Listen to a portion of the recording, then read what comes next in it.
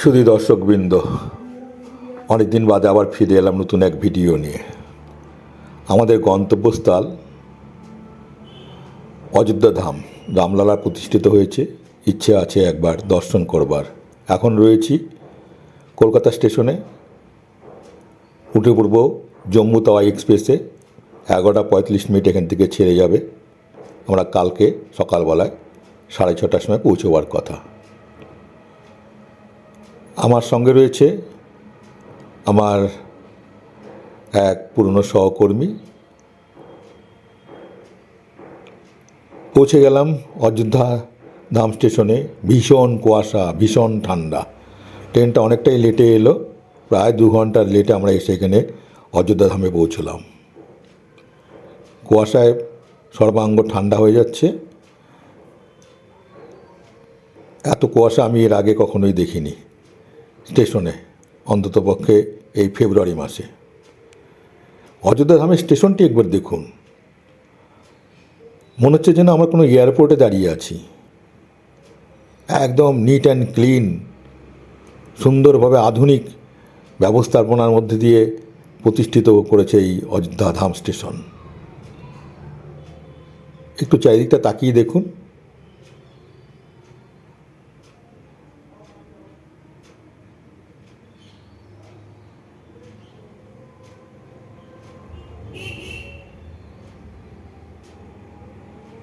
সমস্ত ব্যবস্থাও রয়েছে এখানে। হোটেলে মালপত্র রেখে প্রথমেই আমরা দর্শন করতে এলাম সরজু নদী, সেই বিখ্যাত অযোধ্যার সরজু নদী। এই সরজু নদীর তীরে রয়েছে রাম পেয়ারে মন্দির। এই যে দেখতে পাচ্ছেন, এটা হচ্ছে রাম পেয়ারে মন্দির। এই মন্দিরে অসংখ্য দেবদেবী প্রতিদিন পূজিত হচ্ছেন। এ প্রান্ত থেকে ও প্রান্ত সমস্ত যতগুলো গম্বুজ দেখতে পাচ্ছেন, সেখানে সমস্ত মন্দির, এবং সেখানে দেবদেবীতে রয়েছেন বিভিন্ন দেবদেবী, যেমন আপনার রাম, সীতা, তার সঙ্গে অন্যান্য দেবদেবী রয়েছেন। প্রতিদিন এখানে পূজিত হন তারা। এবং এই রামপিয়ারি মন্দিরের সরজু নদীর তীরে দৃশ্যটি সুন্দর, ভীষণ সুন্দর। একদিকে সরজু নদী বয়ে যাচ্ছে, অপরদিকে রামপিয়ারি মন্দির।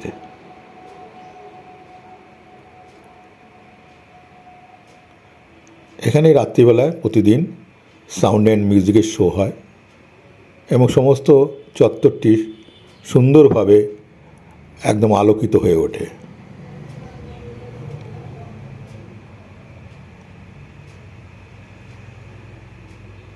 এই স্থানটি আমার অযোধ্যার মধ্যে অত্যন্ত সুন্দর এবং মনোরম মনে হয়েছে।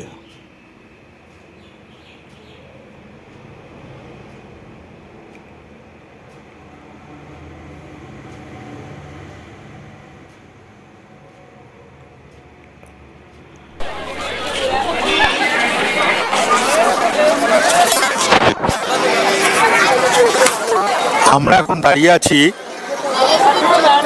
একদম দশরথ মহলের সামনে। এই যে সামনে দেখতে পাচ্ছেন, এটা হচ্ছে দশরথ মহল। আর এপাশে যদি ঘুরে যান, এই যে রাস্তাটা চলে গেল, এটা হচ্ছে হনুমান গড়ির দিকে রাস্তা। এই সামান্য 50 মিটার গেলেই আপনারা পাবেন ডান পাশে হনুমান মন্দির। আবার এপাশ থেকে এসে যদি আপনারা এই দশরথ মহলের পাশ দিয়ে, তারপরে আপনারা পাবেন হচ্ছে কনক ভবন। আর এই রাস্তাটা চলে গেল, এই রাস্তা দিয়ে আপনারা রাম মন্দির চলে যেতে পারবেন। এই সেই দশরথ মহল, অনেক পুরনো বিল্ডিং, রাত্রিতে আলোকিত হয়। রিপেয়ারিং হচ্ছে, চারিদিকে বাঁশ দিয়ে ঘিরে কাজ চলছে। আজকে এই দশরথ মহলে এসে আমার রামায়ণে যা পড়েছি, সেই রাজা দশরথ তার 4 পুত্র এবং এখানেই রামচন্দ্রের রাজ্যাভিষেক হয়েছিল।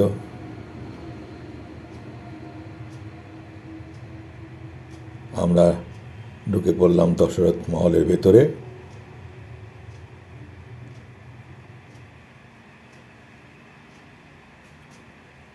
এইটা হচ্ছে অন্দরমহল। এখানে এসে আমার এত আনন্দ হচ্ছে যে যা আমি অযোধ্যা, রাজা দশরথ, রামচন্দ্র এবং তাদের যে সমস্ত বিভিন্ন কাহিনী রয়েছে সেই জায়গা একদম সামনে দাঁড়িয়ে দেখছি, আর মনে হচ্ছে যে সেই বোধহয় পুরনো দিনে আমরা আবার ফিরে গিয়েছি।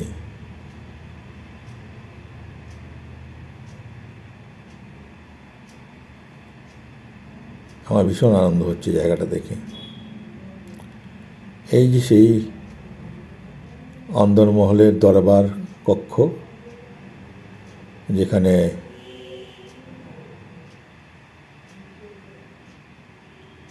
রাজ্যাভিষেক হয়েছিল রামচন্দ্রের এবং তাকে বনবাসেও যেতে হয়েছিল, এবং সেই সিংহাসনের উপরে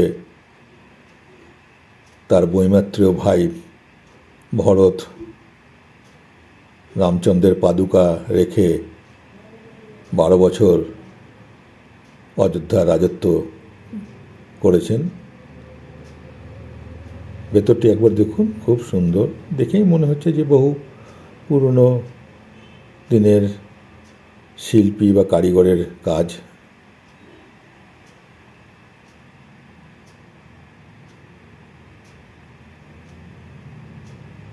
একটা পৌরাণিক স্পর্শ রয়েছে প্রত্যেকটা জায়গাতে।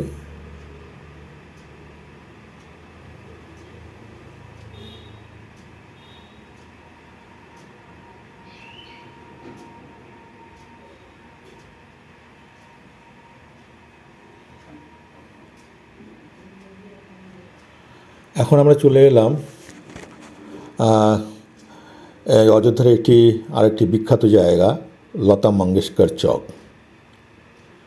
এখানকার বিখ্যাত এই কারণেই কি এই লতা মঙ্গেশকর চক থেকেই আপনার কিন্তু অযোধ্যা ধামে রাম মন্দিরের দিকে রাস্তা চলে গেছে।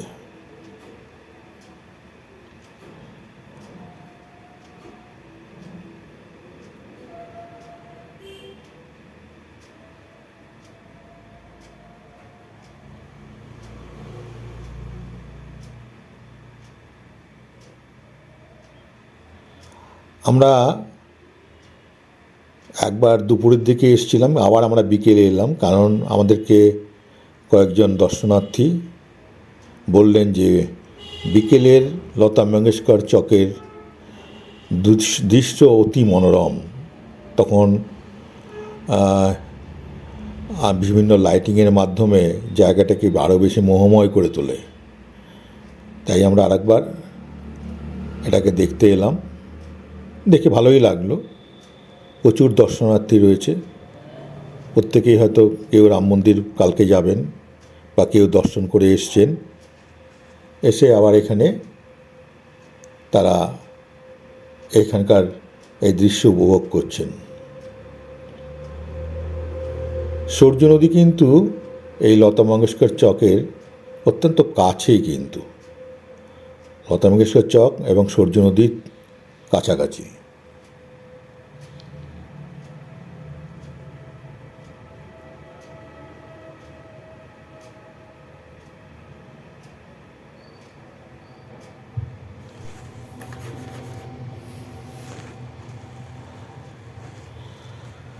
এবার এলাম অ্যাকচুয়ালি সূর্য নদী, যেটা নতুন করে সুন্দর করে সাজিয়ে বাদ দিয়ে তোলা হয়েছে, সেটা কিন্তু মূল নদীর থেকে একটি ক্যানেল তৈরি করে শহরের মধ্য দিয়ে নিয়ে যাওয়া হয়েছে।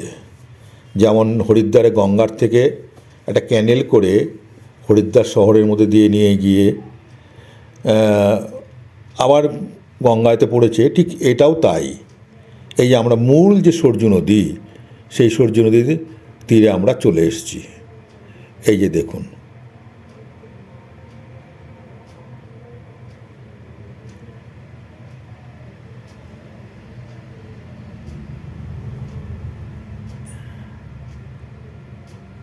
নদীর ভিতরে একটা ডিসপ্লে হচ্ছে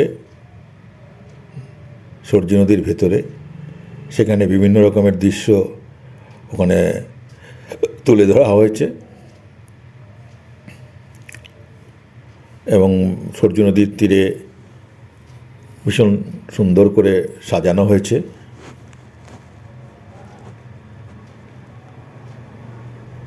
স্থানটি অত্যন্ত মনোরম।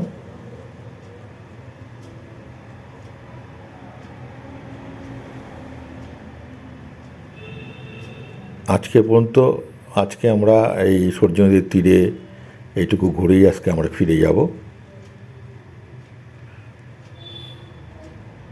কালকে আমরা রামলা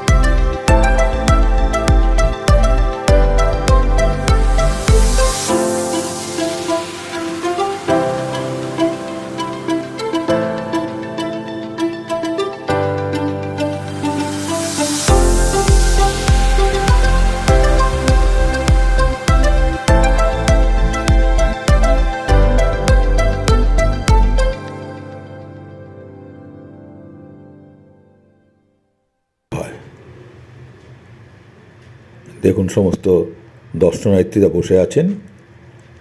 কিছুক্ষণ বাদেই আরতি শুরু হবে, তাই তারা অপেক্ষা করছেন।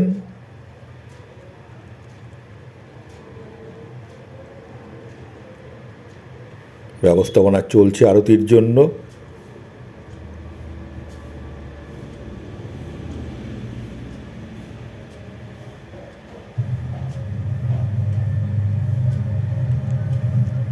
দেখুন, সরজু নদীর ভেতরে অলরেডি আলোক সজ্জা চলছে।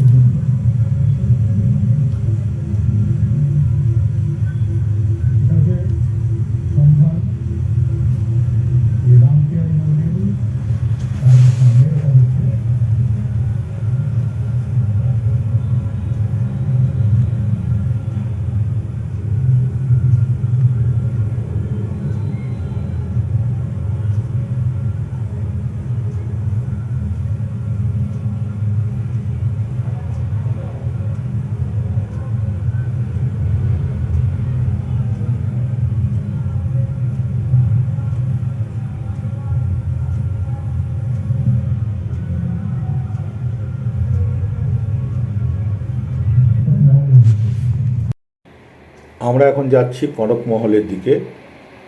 কনকমহল অযোধ্যার একটি দ্রষ্টব্য স্থান।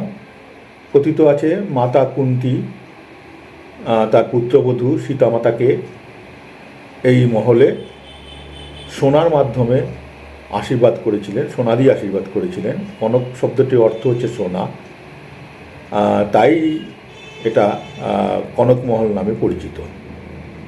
অত্যন্ত সুন্দর একটি স্থান এবং প্রাসাদটিও দেখতে অত্যন্ত সুন্দর। এটা বিকেলবেলা 4টের থেকে খোলা থাকবে।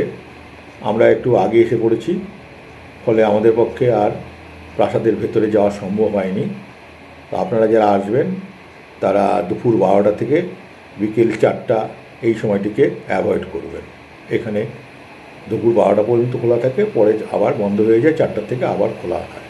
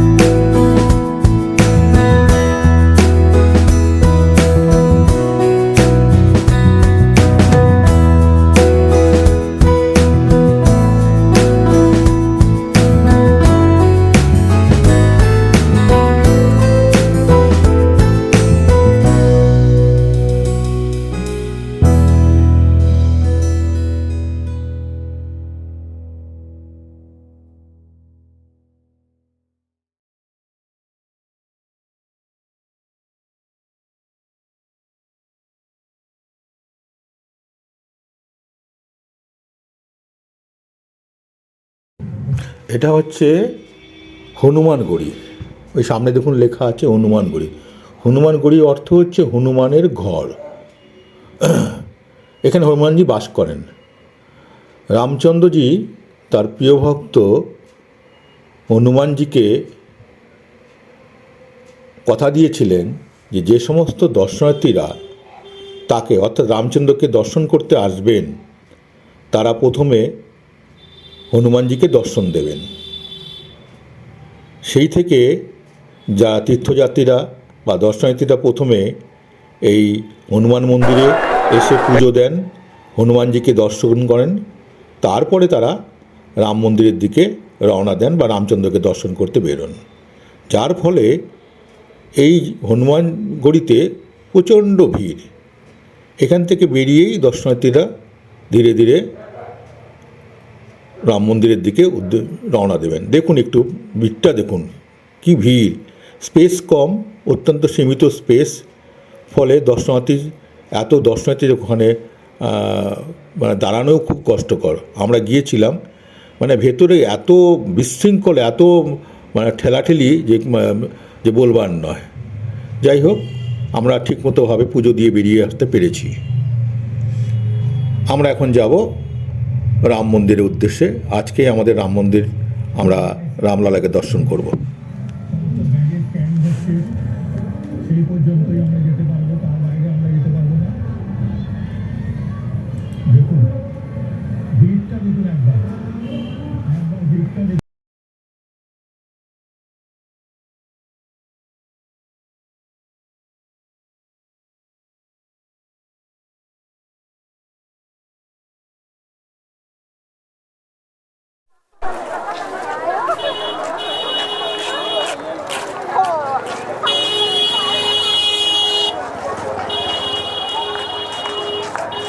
লাইনে যেখানে সমস্ত ব্যাগেজ স্ক্যানিং হচ্ছে সেই পর্যন্তই আমরা যেতে পারবো, তার বাইরে আমরা যেতে পারবো না। দেখুন ভিড়টা, দেখুন একবার ভিড়টা দেখুন, দেখুন ভিড়টা দেখুন একবার।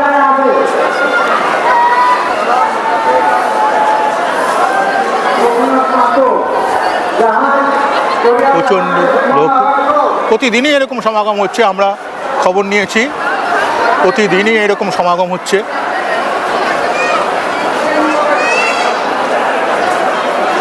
প্রতিদিনই হাজার হাজার পুণ্যার্থী আসছেন রামলালাকে দর্শন করবার জন্য। প্রতিদিন হাজার হাজার। প্রশাসন একটা সুন্দর ব্যবস্থা নিয়েছে, টোটাল প্রশাসন সুন্দর ব্যবস্থা নিয়েছে। একদম ডিসিপ্লিন ওয়েতে সবাই ভেতরে যাচ্ছেন এবং একটা ওয়েতে বের করে দেওয়া হচ্ছে।